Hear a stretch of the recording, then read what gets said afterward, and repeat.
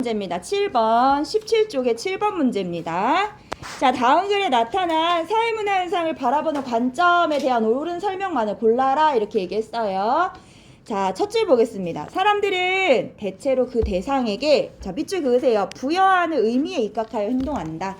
이미 이 한 줄 보고 우리는 무슨 관점인지 알 수 있어. 사람들은 어떤 대상을 보고 자기 나름대로 의미를 부여해서 행동을 한대. 자, 예를 들어 동일한 달걀이라도 타인을 향해 던질 때는 분노에 의미를 부여하거나, 의미 부여 밑줄 그어야겠죠. 먹는 경우에는 영양 섭취에 의미를 부여한다. 또 의미 부여 밑줄. 이러한 의미 부여는 또 의미 부여 나오네. 자, 그 뒤에 좀 밑줄 그어봐. 대상 그 자체의 본질적 속성에서 기인하는 것이 아니라 행위자들 간의 상호작용 과정에서 형성된다. 자, 이처럼 인간은 자신의 주관 밑줄 따라 대상 상황을 규정 밑줄 해봐. 상황을 규정하고, 이게 뭐야? 상황정이지. 자, 거기에 의미 밑줄 부여함으로써 자신의 생활세계, 일상세계를 만들어간다 이렇게 되어 있습니다. 무슨 관점이에요? 읽어보니까 상상론이죠. 저기서 보면 의미 부여는 대상 그 자체의 본질적 속성에 기인하는 게 아니래. 자, 달걀이 아까 저기 보면은 타인을 향해 던질 때는 분노의 의미라고 했잖아. 달걀이 태어나기를 분노를 보여주면서 막 그 자체가 분노감에 휩싸여서 이렇게 태어났어?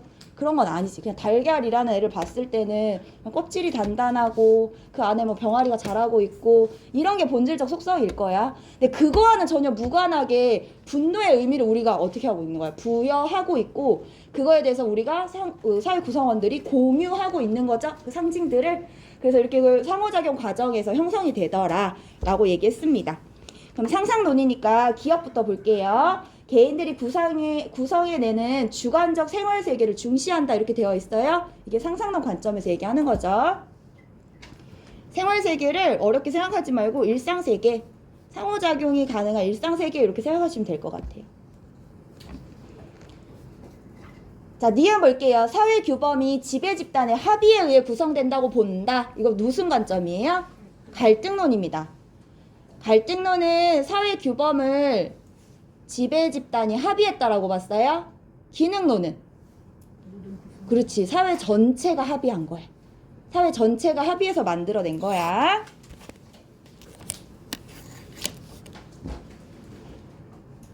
자, 디귿 볼게요. 사회가 스스로 균형을 유지하려는 속성을 지닌다고 본다. 이게 항상성이지.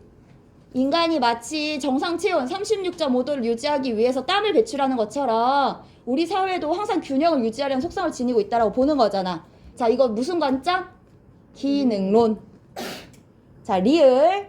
개인의 행위에 미치는 사회 구조의 영향력을 간과한다는 비판을 받는다. 맞지? 미시적 관점은 개인을 강조하다 보니까 구조의 영향력 간과하고 있습니다. 마스크 생각하세요. 선생님 쓰고 있는 이 마스크. 이게 마스크가 사회 구조인 거야. 내가 아무리 벗고 싶다고 해도 내가 벗을 수 없어. 그의 구조의 영향력. 선생님 오늘 되게 예쁘다. 아침인데 엄청 예쁘네. 그치, 진아 서영 예쁘지? 그래. 왜 친구 안 예뻐? 아.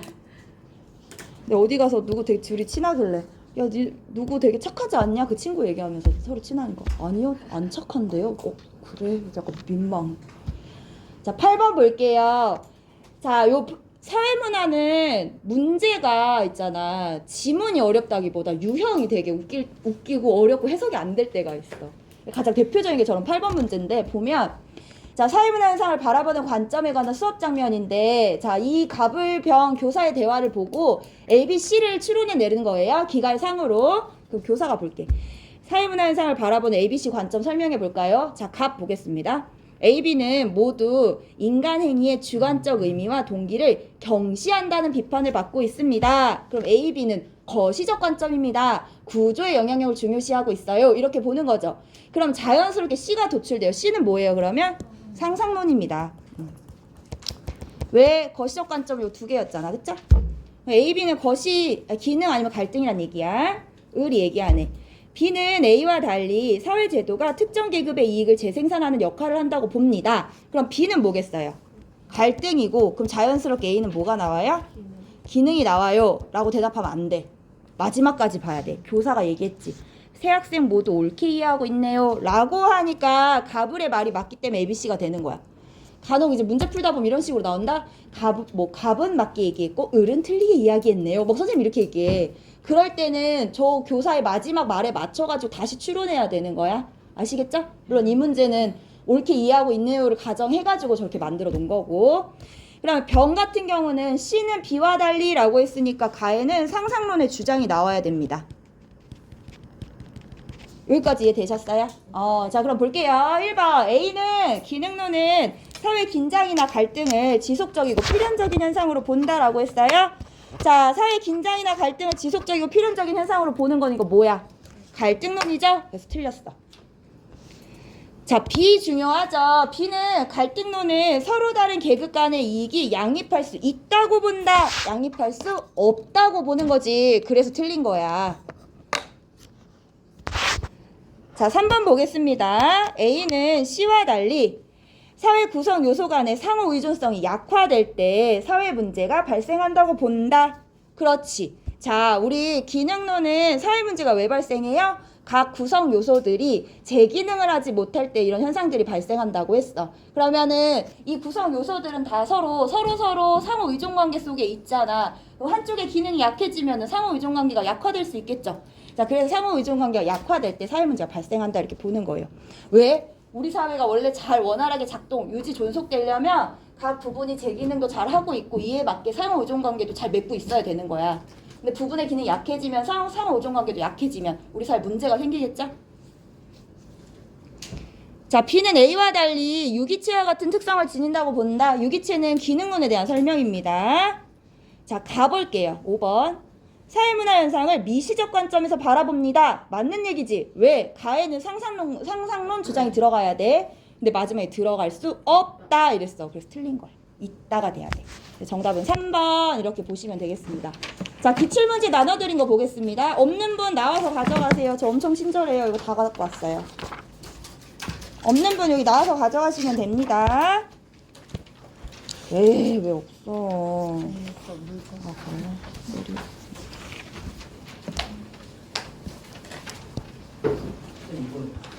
No, 요거예요.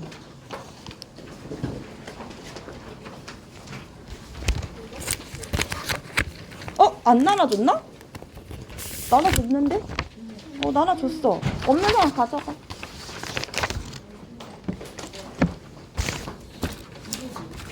두 장 줬어, 2장. 자, 1페이지 9번. 1페이지 9월 모평. 1페이지 22학년도 9월 모평 보겠습니다. 없는 친구 여기 가져가 있어, 진아 여기다. 나 몇 장을 더 줄 수 있어. 그치, 있지. 진아 있어.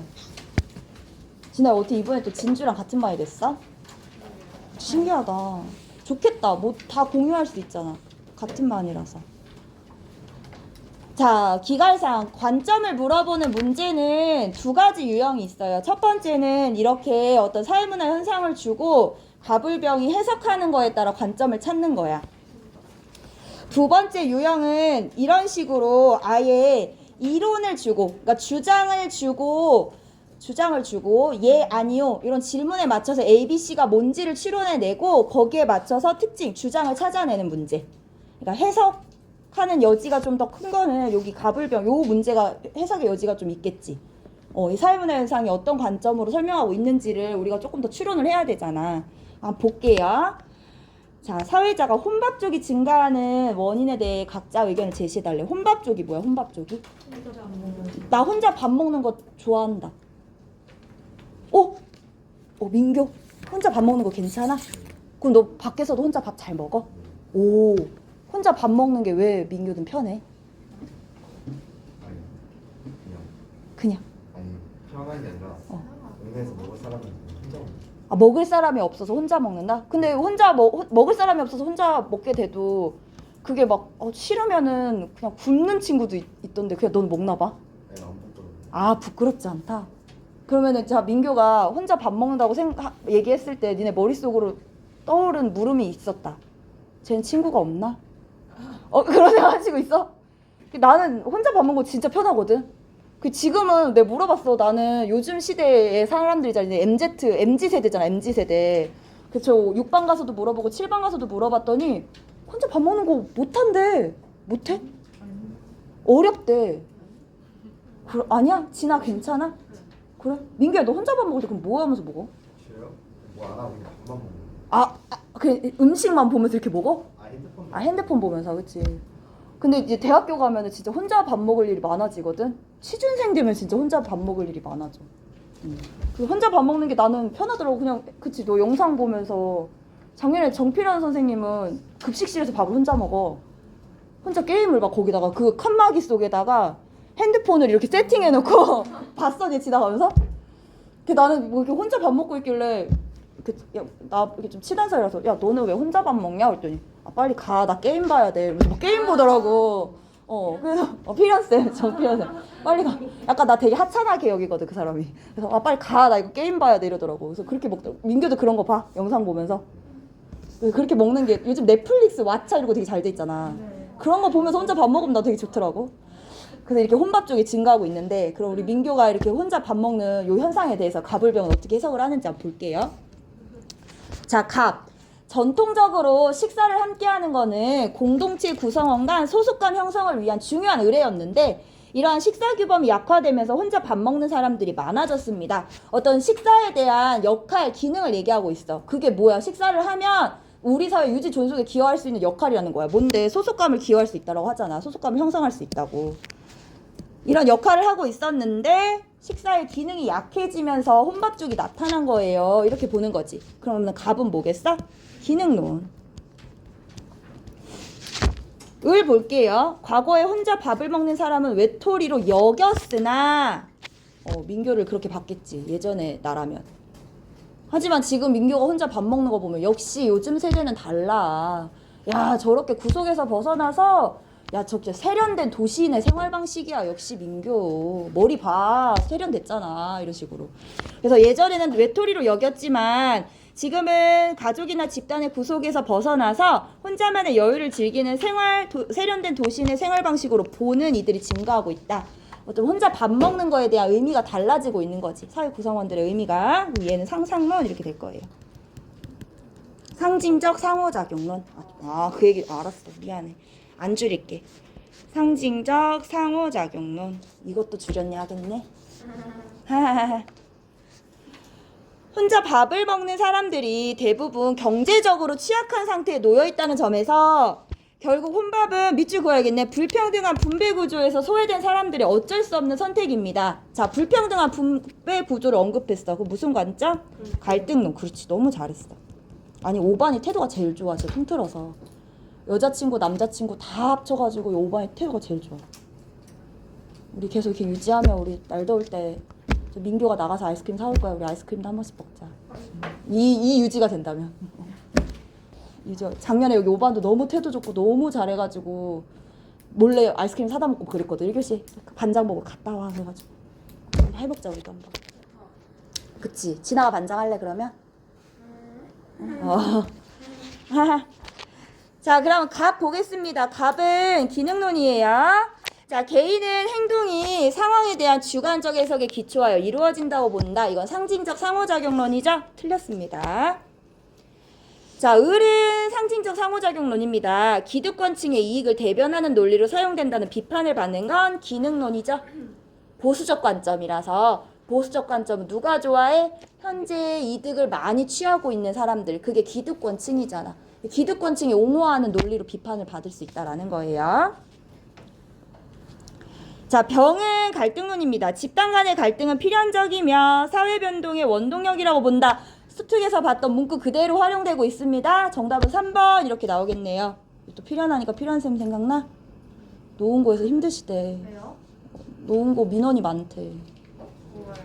교복이 없다 그랬잖아 1학년 애들. 아직도 없는 애들 있어. 3월 말에 나오는 애들도 있거든. 그거를 학교에 이렇게 전화한대. 그게 뭐 그러니까 학교에서 어떻게 해줄 수 없는 문제인데 왜 학교도 이제 업체를 선정. 니네 교복 사봤잖아. 학교에서 업체를 선정해서 그 업체 가가지고 이제 교복 맞추는 거잖아. 그래서 학교 업체를 잘못 선정했다 이건가? 왜 그 업체를 선정했나? 그래서 필연쌤이 그 민원 전화 받고 계신다고. 그는 더 말라가고 있을 거야. 더 담배 많이 피겠지 그는.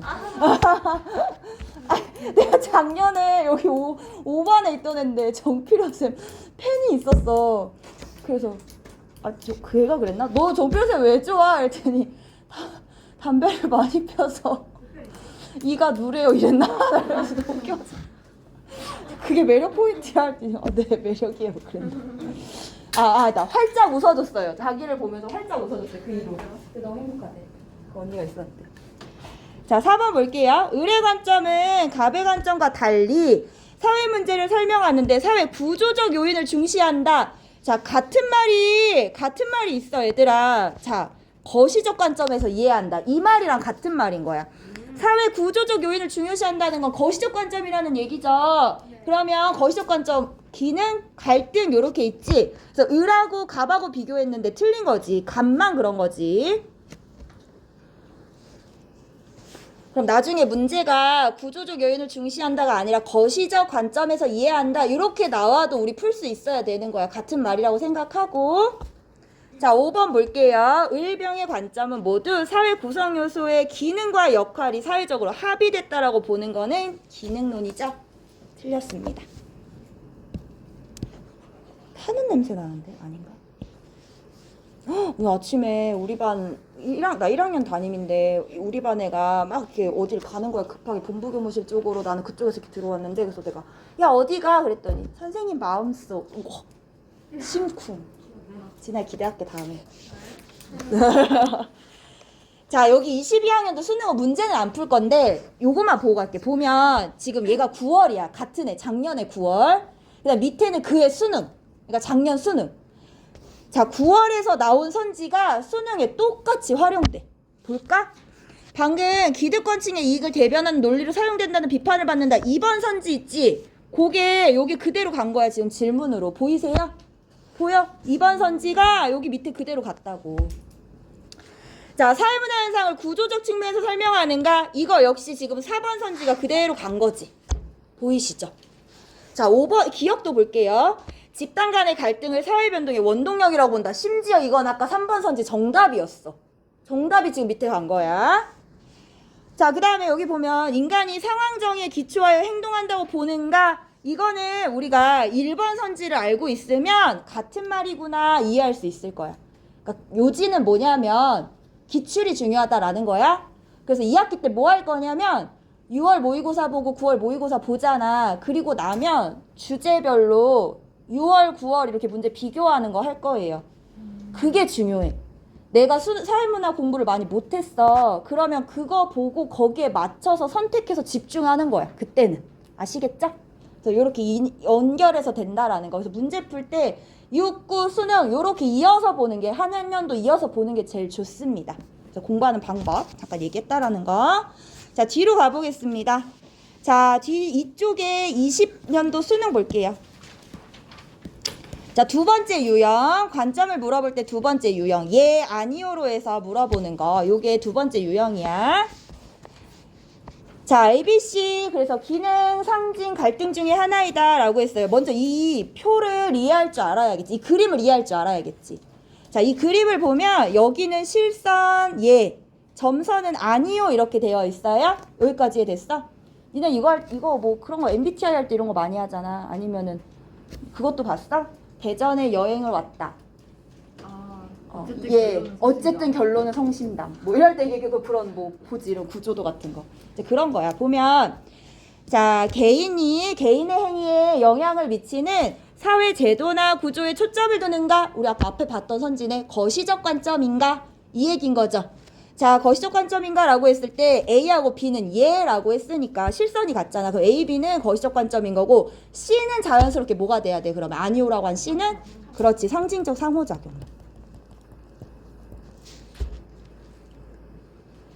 자, 가에는 이제 질문이 들어갈 건데 예라고 한 게 C에만 가 있는 거지. 그럼 가에는 상징적 상호작용론 주장이 나와야 돼. 여기까지 이해되셨어요?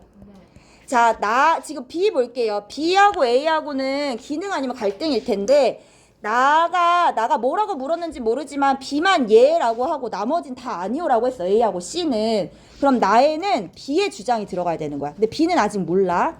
여기까지 됐어요? 요거 읽어주고 가야 문제 풀 수 있는 거야. 요것도 모르는데 대뜸 문제부터 풀면 안 풀려. 자, 가는 상상론 주장이 들어가야 된다고 했는데 인간을 사물이나 행위의 주관적 의미에 부여하는 주체로 보는가가 들어갈 수 있는 거지. 그래서 틀린 거야. 자, A가 갈등론이라면 가에는 여전히 상상론에 대한 주장이 들어가야 돼요. 그런데 사회는 스스로 균형을 유지하는 속성을 지닌다고 보는가? 요건 기능론에 대한 선지죠. 그래서 들어갈 수가 없다 이렇게 돼야 되는 거야. 이거 되게 치사하지 않냐? 들어갈 수 없다 있다 이런 식으로 문제 내는 거? 치사해. 자, B가 기능론이라면 나는 그러면은 B의 주장이 들어가야 되니까 기능론의 주장이 들어가야 되는 거잖아. 사회적 희소가치를 둘러싼 집단 간의 대립관계에 주목하는가? 이거는 갈등론에 대한 주장인 거죠. 들어갈 수 없다 이렇게 돼야 돼. 자, 4번 C는 상징적 상호작용론입니다. 상징적 상호작용론은 기능 갈등과 달리 행위자의 능동적 자율적 측면을 간과하는 게 아니라 오히려 중시한다 이렇게 돼야 되죠. 틀렸어. 민성이가 필기를 엄청 열심히 하네. 뒤에서 봤는데 도형이도 그렇고 체육 머리 깎더니 마음을 진짜 도리도리 한다. 야, 너가 2반이지? 너네 반이 건율이랑 영원이가 반장 부반장이라며. 와, 지금 듣고 있겠구나. 와, 짱이네. 그 반 기대된다. 너 약간 정선희 선생님이랑 비슷한 거 알아? 이미지가? 아닌가? 다임쌤이랑? 알았어. 나는 얘기하기 싫대. 답은 5번이겠네. 자, 볼게요. 나가 사회에는 어느 시점에나 구조적 모순이 내재되어 있는가로 보는가? 그러면 나에는 B의 주장이 와야 되잖아. 그럼 B는 갈등론이 될 테고 A는 기능론이 될 거야. 5번 선지에 의하면. 자, 그럼 A는 기득권 측의 이익을 대변하는 논리로 이용될 우려가 있다는 비판을 받고 있는 거죠. 정답은 5번 이렇게 나옵니다. 요렇게 해서 문제 풀어주시는 거예요. 아시겠죠? 다른 문제는 여러분들 풀어보시고 저한테 개인적으로 질문하시면 돼요. 이렇게 해서 끝내면 너무 좋겠는데 우리가 너무 할 게 많아서 다음 강 가겠습니다. 자, 사회문화 현상의 연구 방법 수능 특강 18페이지입니다.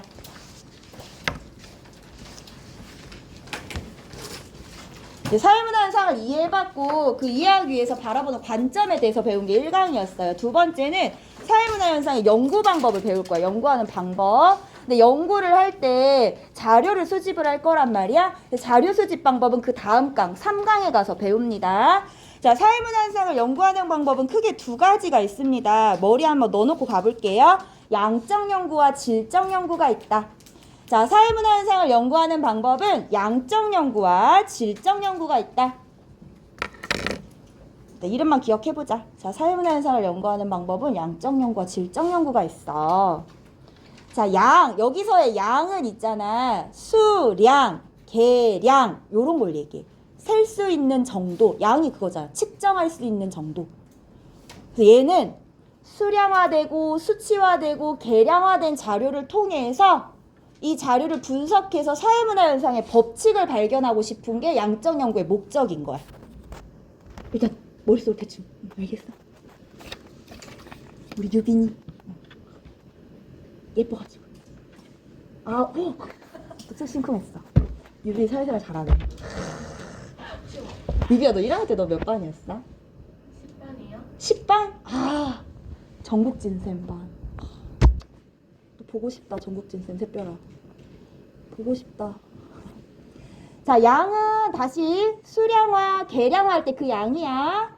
수량화, 계량화, 즉 수치화된 자료를 수집해서 얘를 분석해가지고 사회문화 현상의 법칙을 발견하고 싶은 게 목적이라고 했어요. 자, 두 번째는 질적 연구 방법이야. 얘는 행위의 동기, 그 사회문화 현상의 동기나 의미를 이해해서, 동기나 의미를 파악해서 사회문화 현상에 대한 심층적 이해가 목적입니다. 어떤 현상에 대한, 행위에 대한 심층적 이해가 목적이다. 동기와 의미를 파악해서 해석해서, 동기와 의미를 해석해서 심층적으로 이해하고자 하는 게 목적이다. 연구 목적이 둘이 다르죠. 그럼 수집하는 자료도 다를 거야. 연구 과정도 다를 거야. 자, 그럼 양적 연구 먼저 가겠습니다. 자, 일단 저거 쓰라고 할 때 써. 실증적 연구 아직 쓰지 마. 자, 양적 연구는 방금 얘기했습니다. 어떤 거다? 계량화. 같은 말 수량화 써볼까요? 계량화. 수량화된 자료 수집과 통계 분석을 통해 결론을 도출하는 방법이다. 양이 셀 수 있거나 잴 수 있는, 측정할 수 있는 이런 뜻이라고 했어. 얘들은 숫자로 얘기하는 거 좋아하겠지, 숫자로. 어떤 현상을 보고 얘를 세거나 측정할 수 있는 자료를 바꿔가지고 숫자로 얘기해서 야, 이 숫자가 얘기해주잖아. 그래서 이렇게 법칙이 나와. 일반할 수 있어. 이런 걸 좋아해. 자, 계량화된, 수량화된 자료 왜 수집을 하냐? 연구 목적 나와 있습니다. 사회문화 현상에 내재한 규칙성을 발견함으로써 연구 결과를 뭐 하고 싶어 한다? 일반화하거나 법칙을 발견하고자 한다. 자, 일반화에 대한 얘기 여기 왼쪽에 나와 있지. 사례를 통해 알아낸 결론을 전체 사례로 확장해서 적용하는 거. 대표적인 게 여론조사 같은 거지. 대통령 여론조사 많이 하잖아. 여론조사 역시 뭐로 해? 수량화된 자료를 수집합니다. 후보 1번에 대해서 지지하는 정도. 뭐 20대 50%, 뭐 30대 40%, 10대 뭐 60%. 이런 식으로 수량화된 자료를 얘기를 해서 근데 그 20대를 조사할 때 우리나라의 모든 20대를 다 조사하나? 일부만 뽑아내서 20대 의견을 묻고 그거를 어떻게 20대 전체 의견을 적용하고자 하는 거지. 그게 일반화. 그게 맞으면은 자료조사 정확하게 했다. 또는 20대 일부만 조사했을 때 얘네들이 20대를 잘 대표해줬구나. 이렇게 얘기할 수 있는 거야. 자, 양적 연구는 왜 이런 양적 연구를 하고자 하느냐. 전제가 엄청 중요해. 전제 별표 쳐볼까? 양적 연구나 질적 연구 얘기할 때 반드시 전제를 알고 있으셔야 돼요. 자, 자연현상과 사회문화 현상은 기본적으로 밑줄 그어봅시다. 공통적인 속성이 있더라. 어떤 거? 인과관계가 나타난다는 공통적인 속성. 우리 사회문화 현상도 인과관계 나타나잖아. 예외가 존재할 뿐이지. 그럼 인과관계 나타나니까 우리 사회문화 현상도 법칙 발견할 수 있겠네? 일반화 시킬 수 있겠네? 있기 때문에 자연과학의 연구 방법을 사회문화 현상에도 동일하게 적용할 수 있다라고 보는 거야. 자, 자연과학의 연구 방법. 자, 이제 과학탐구 실험 때 우리 했던 거 떠올려 보세요. 어떤 현상이 있어. 법칙이 있으면 이 법칙이 맞는지 안 맞는지 우리가 직접 실험해보고 비교해보고 관찰해보고 측정하죠. 그게 바로 자연과학의 연구 방법이야. 자연현상에 관찰하고 실험하고 비교하고 측정하는 거. 이러한 연구 방법을 사회문화 현상에도 동일하게 적용해야 된다라는 거야. 왜? 두 현상은 공통적인 특성이 나타나니까. 자, 사회문화 현상에도 동일하게 적용할 수 있다. 그래서 자연과학에서 사용한 연구 방법을 사회문화 현상에도 적용해보자 하는 게 양적 연구 방법이야. 자, 그래서 사회문화 현상이나 자연현상이나 연구하는 방법은 똑같지. 그래서 뭐라고 불러? 방법론적 일원론. 이게 제일 중요한 거야. 방법론적 일원론. 연구 방법이 하나다. 사회문화 현상을 연구하든 자연현상을 연구하든 결국에는 연구 방법은 하나야. 뭐? 자연현상 연구하듯이 관찰하고 실험하고 비교하고 측정해. 이렇게 보는 거야. 여기까지 됐어. 그럼 우리 머릿속에서 과학탐구 실험했던 걸 한번 떠올려봐. 물론 그래, 우리 온라인이 길었지만 그래도 머릿속으로 그 과정, 연구했던 과정, 실험했던 과정. 1학년 때 실험 한 번도 안 해봤나? 2번인가? 해봤네. 그리고 내가 그 과탐실 세특을 애들 거 보니까 여기서 양적 연구에서 나오는 용어들이 다 배우더라고. 뭐 가설을 설정한다, 귀납적 과정이다, 연역적 과정이다, 그치? 뭐 통계 분석한다, 이런 거 그 아예 다 나오더라고. 그 과정이랑 동일해, 양적 연구가. 왜? 자연과학의 연구 방법을 빌려왔으니까. 아시겠죠?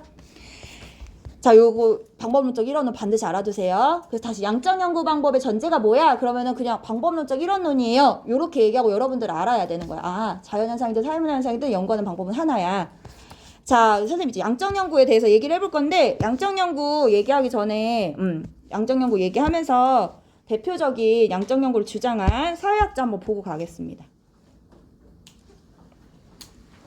이런 거 보여주는 거는 나중에 대학교 가가지고 나 저 사회학자 아는데 라는 이름이라도 한번 들어보라고. 꽁트라는 사람이야. 얼굴부터 되게 엄하게 생겼지. 정확하고 정밀하게 뭔가 측정하게 생겼어, 얼굴부터가. 자, 꽁트는 대표적인 양적 연구를 주장한 사람인데요. 그러니까 실증주의자 이렇게 얘기해. 사회현상 이면에도 어떤 법칙성이 숨어 있어서 이를 밝혀내기 위해서는 자연과학이 사용하는 과학적 방법을 동원해야 한다. 아예 대놓고 얘기하지. 이러한 법칙을 탐구할 때는 오로지 관찰 가능한 현상에만 관심을 가져야 한다. 그러니까 얘는 이제 관찰 가능한 현상에만 관심을 갖는 걸 되게 중요해. 그래야지 측정할 수 있고 수량할 수 있고 지표를 이렇게 만들어낼 수 있잖아. 그래서 관찰, 실험, 비교 등의 방법을 통해서 실제로 증명된 지식만이 과학적 지식이며 경험을 통한 지식은 확실하다 해서 보이세요? 관찰, 실험, 비교 이렇게 강조하고 있는 거 아시겠죠? 이렇게 꽁트라는 사람이 주장했다라는 것도 같이 봤어요. 자, 그럼 기본 입장 보겠습니다. 자, 사회문화현상하고 자연현상하고 공통적인 속성이 있다라고 했잖아. 그 얘기 계속 기본 입장에서 합니다. 자, 자연현상과 마찬가지로 핸드폰 누구지? 사회문화현상에 대한 측정과 계량, 통계 분석이 가능하다. 선생님 도대체 통계 분석이 뭐예요? 물어볼 수도 있어. 우리 과탐실 생각해보면 과탐실 때 자료를 우리가 실험을 해. 거기에 대한 데이터가 나오지. 그게 자료 수집이야. 그걸 나중에 어떻게 하지? 교과서에 정리를 하는데 그걸 어떻게 정리해? 그래프를 그리거나 어떤 표가 있어서 그 표에 수치를 적거나 이런 식으로 하지. 오, 기억해봐. 자, 그게 통계 분석이야. 보여드릴게요. 이런 식으로 그냥 정리하잖아. 과학실험에서 저 뭐 막대 그래프나 꺾어선 그래프로 표현해봐. 근데 거기에는 X축, Y축에 다 숫자가 적혀져 있죠. 그 다음에 저렇게 기준을 나누어가지고 그 기준 안에다가 각 기준에 맞는 숫자를 적어. 이런 게 통계 분석이야. 나중에 혹시 심리학과 가면 통계 분석 많이 그 통계를 배우더라고. 심리학과 가면은 심리학에서도 저런 양적 연구를 사용한다는 얘기야. 마케팅 이런 데 많이 사용하겠지. 그쵸? 여러분들이 생각하는 그 분야들. 자, 자연현상과 마찬가지로 사회문화현상에도 일정한 규칙성이 존재하더라. 지금 공통적이다. 그래서 연구 방법이 하나야 라는 걸 계속 얘기하고 있는 거야.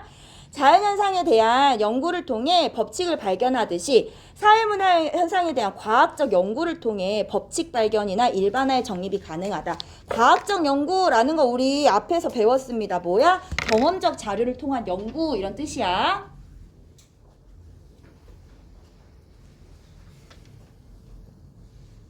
힘을 내. 힘을 내봐. 민규야, 이제 졸리지? 어? 민규 1학년 1반이었었지 옛날에. 그치, 맞아, 기억나. 우리 동현이 오늘 예쁜 눈을 볼 수 없어. 자, 경험적 자료는 1강에서도 계속 얘기했지. 현실에 존재해서 우리가 관찰 가능한 자료 이걸 얘기했잖아. 오른쪽에 경험적 자료에 대한 얘기가 나와 있어. 여기 19쪽에. 자, 경험적 자료라는 건 정확히 보고 갈게요. 선험적의 반대말이래. 선험적이라는 건 경험 이전에 선천적으로 가지고 있거나 인식 가능한 것이라고 한데 다 필요 없고 밑에 볼게요. 자, 경험적 자료라는 거는 실제로 보고 듣거나 몸으로 겪으면서 중요해. 밑줄 그어볼까? 참 거짓을 판별할 수 있는 자료. 참 거짓을 판별할 수 있는 자료.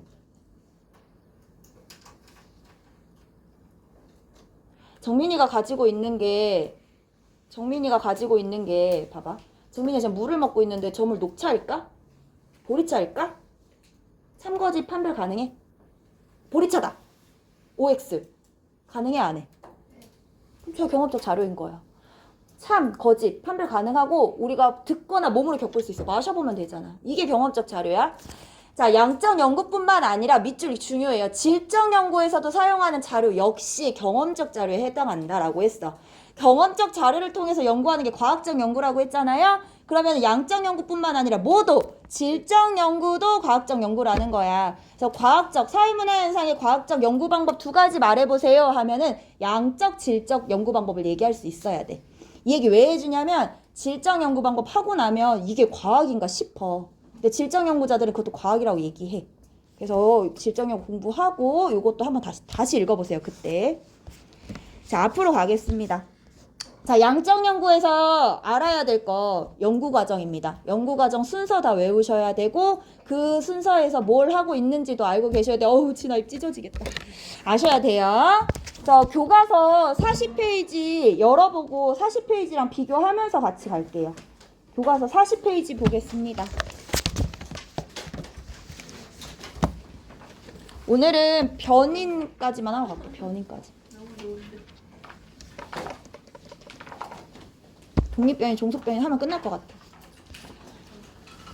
자, 지금부터 과학탐구 실험을 생각해 볼게. 자, 과학탐구 실험에서 하는 연구 방법이 양적 연구, 사회문화현상의 양적 연구 방법이야. 자, 우리 과학탐구 실험할 때 어떻게 했나 생각해 보자. 처음에 이제 갔더니 선생님이 실험을 쫙 준비해 놓으셨겠지? 그래서 선생님이 오늘은 뭘 할 거예요? 오늘은 어떤 뭐 법칙, 어떤 거, 어떤 현상에 대해서 우리가 실험을 통해 한번 알아볼 거예요. 이렇게 얘기하실 거야. 그래서 주제를 처음에 얘기해 주실 거야. 주제를 선정하고. 자, 여러분 실험하겠습니다 하면서 실험하기 전에 우리 뭐를 해볼까요? 이 실험하고 나면 어떤 결론이 나올지 한번 잠정적으로 세워봅시다. 이렇게 했을 거야. 그게 가설 설정인 거야. 그러면 뭐 예를 들면 뭐 물이 100도씨면 끓는다. 요걸 우리가 실험을 해볼 거라면 선생님이 얘기해 보시겠지. 자, 물이 100도씨면 끓을까요? 끓을 거예요. 끓을 건지 안 끓을 건지 우리 확인해 볼까요? 이렇게 얘기하실 거잖아. 그럼 끓을 거예요. 그게 잠정적 결론이지. 그게 가설입니다. 그 다음에 어떻게 해요, 여러분들은? 물을 부어서 100도씨에 끓여보겠지. 그게 뭐겠어? 자료 수집. 경험적 자료 수집하는 거. 그 다음에 물을 한번 끓여봤어. 와, 보글보글 끓어. 그래서 그때 온도계를 딱 넣어봤더니 100도야. 그러면은 100도가 됐을 때 물이 끓었어. 1회. 자, 그 다음에 끈 다음에 다시 물을 또 떠와. 그 다음에 몇 번이고 반복해. 그게 뭐야? 수량화, 계량화된 자료인 거지. 100도면 끓었어. 그게 몇 회인지 막 숫자로 썼어. 1회, 2회, 3회, 4회.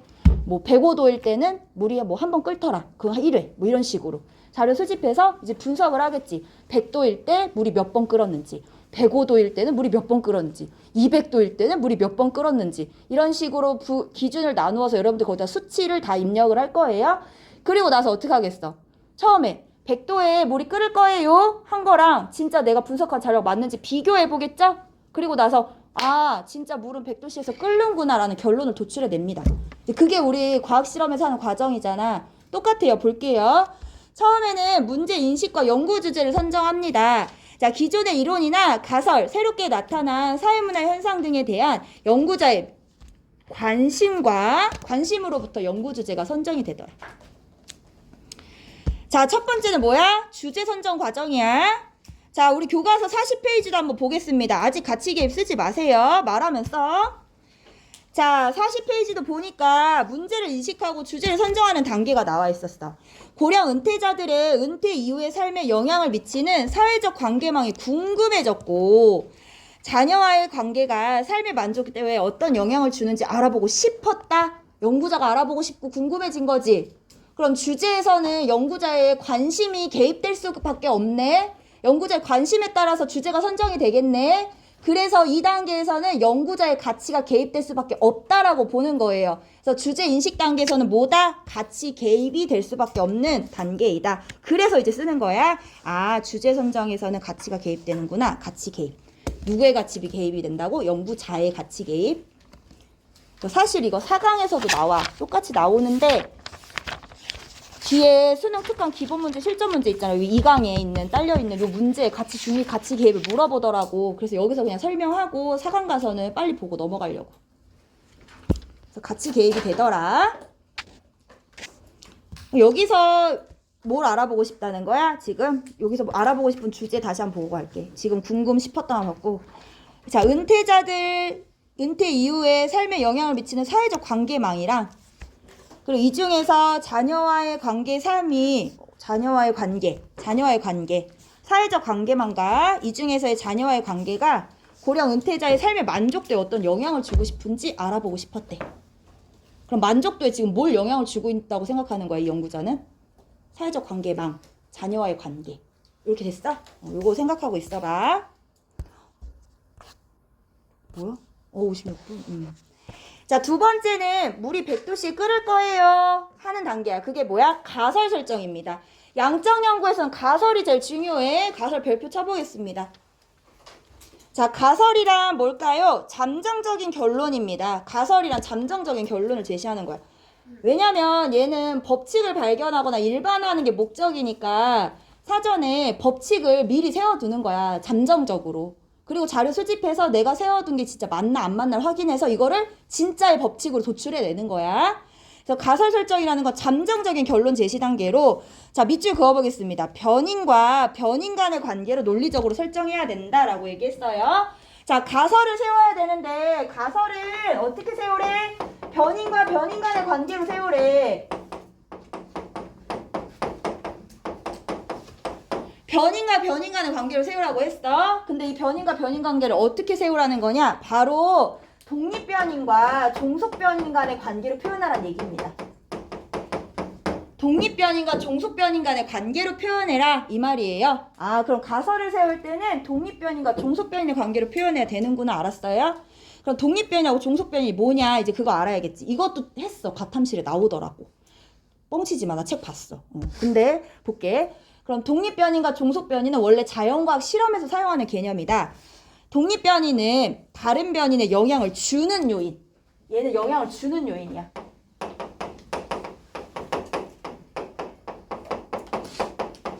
안 써도 돼, 안 써도 돼. 자, 종속변인은 독립변인의 영향을 받아서, 독립변인의 영향을 받아서 변화하는 요인. 얘 영향을 받는 요인인 거지.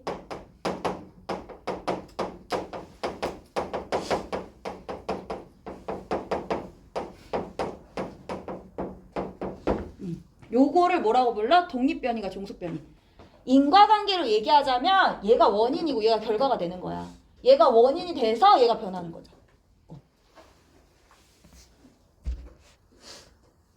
영향을 주는 거야. 독립변인의 영향을 받아서 변화하는 거야. 자, 변인이 숨겨진 말이 뭐냐면 변화하는 요인을 줄인 말이야. 변화하는 요인. 변화하는 요인이다. 얘 변화해. 볼래? 자, 가설을 볼게요. 스마트폰 의존도가 낮은 학생일수록 학교 생활의 만족도가 높을 것이다. 가 있어. 자, 스마트폰 의존도가 어디에 영향을 주고 있어요? 학교 생활 만족도에. 스마트폰 의존도가 낮은 학생이면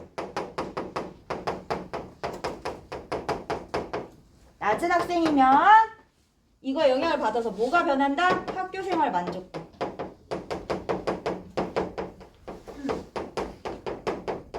학교 만족도가 높아질 것이다. 높을 것이다. 이렇게 얘기했지. 그러면 독립변인은 뭐가 된다? 영향을 주니까 스마트폰 의존도. 영향을 받으니까 뭐야? 학교생활 만족도. 이렇게 되는 거야. 그리고 얘 변화하는 요인인 거 얘기할 수 있다. 몰라? 스마트폰 의존도가 높다 낮다. 변화하는 요인이지. 학교생활 만족도가 높다 낮다. 변화하는 요인이지. 근데 영향을 받은 거지. 영향을 주는 거지. 이렇게 해서 독립변인과 종속변인 관계로 표현하는 게 첫 번째입니다. 그러면 이제 독립변인, 종속변인 얘기했으니까 다음 거 얘기할게. 다음 시간에. 고생했어요.